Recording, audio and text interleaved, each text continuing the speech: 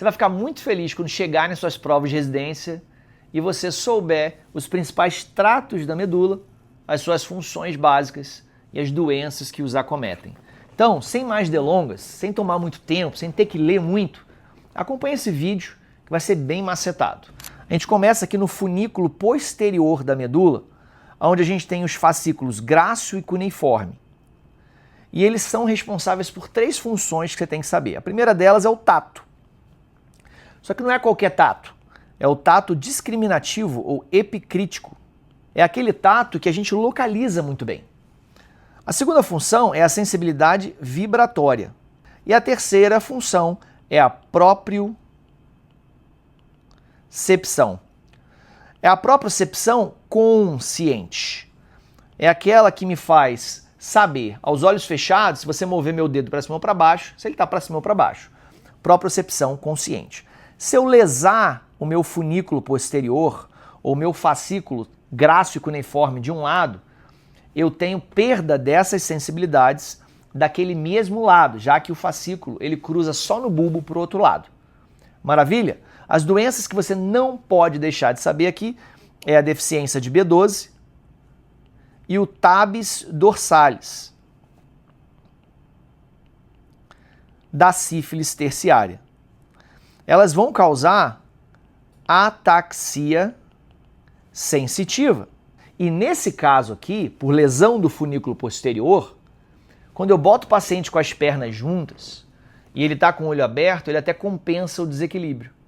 Mas quando eu mando ele fechar os olhos, ele desequilibra. Isso se chama sinal de Romberg positivo.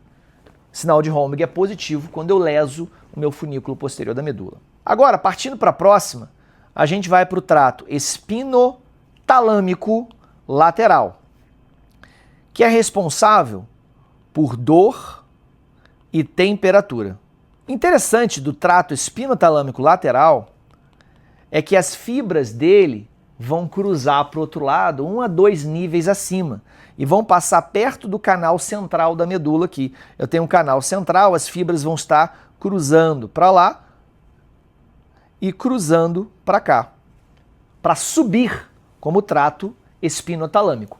Então, se eu lesar o trato espinotalâmico de um lado, se eu lesar de um lado, eu perco dor e temperatura do outro lado, 1 a 2 níveis abaixo, porque as fibras do outro lado cruzaram aqui e subiram. Então, o trato espinotalâmico desse lado que está sendo lesado reflete, então, dor e temperatura 1 a 2 níveis abaixo do outro lado do corpo.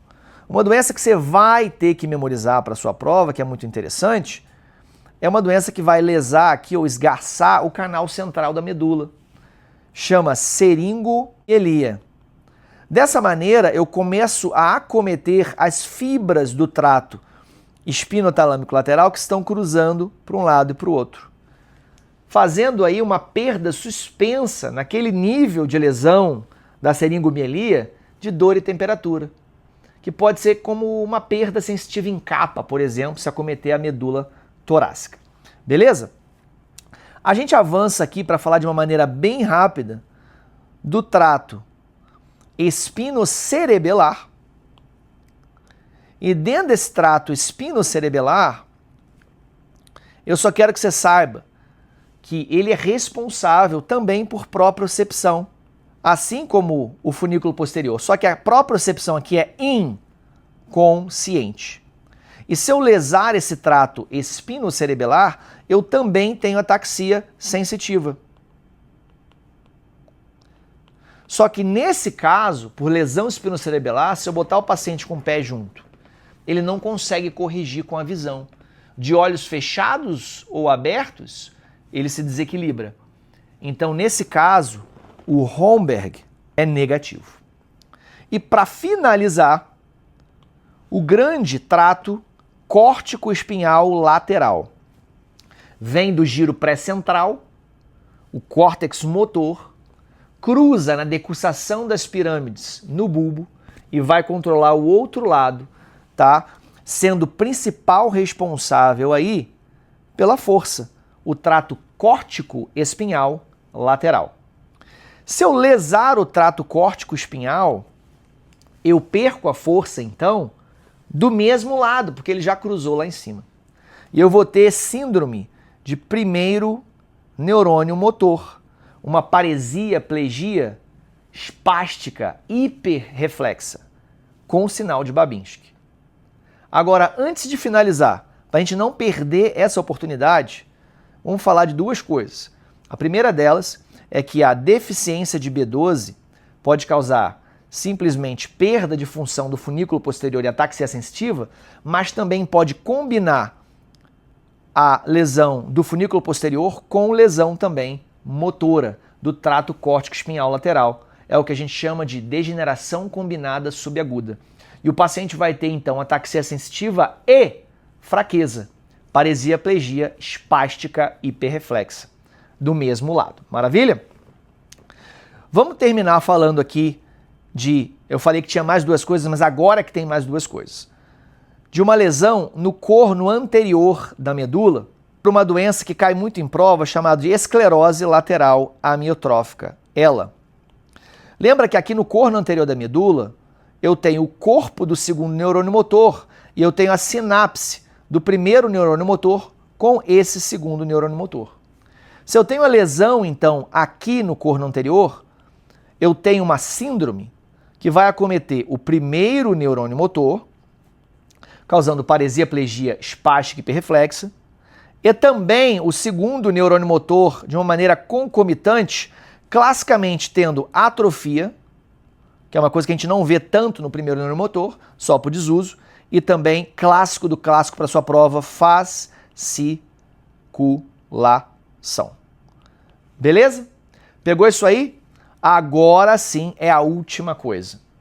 Se eu faço a hemissecção de um lado inteiro da medula, síndrome de hemissecção medular, ou síndrome chamada de Brown-Séquard, o que eu tenho? Eu perco do mesmo lado a minha função do funículo posterior, ou seja, tato epicrítico, vibratória e propriocepção consciente, do mesmo lado.